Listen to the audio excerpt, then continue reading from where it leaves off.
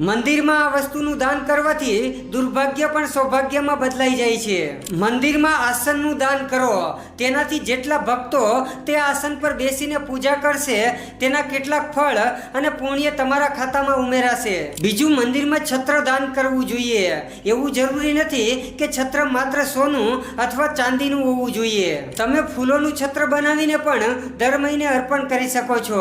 આમ કરવાથી ધન અને આધ્યાત્મિકતાના દ્વાર ખુલે છે. ત્રીજું, મંગળવારે હનુમાનજીને મંદિરમાં માચિસનું ગુપ્ત દાન કરો.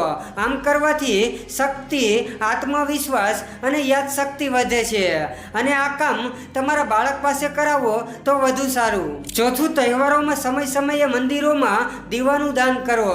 આમ કરવાથી ગ્રહો શાંત થાય છે, વંશ વધે છે અને પુણ્ય કાર્યો વધે છે. અને જે લોકો સમાજમાં ઉચ્ચ સ્થાન અને સન્માન ઈચ્છે છે તે લોકોએ દર મહિને મંદિરમાં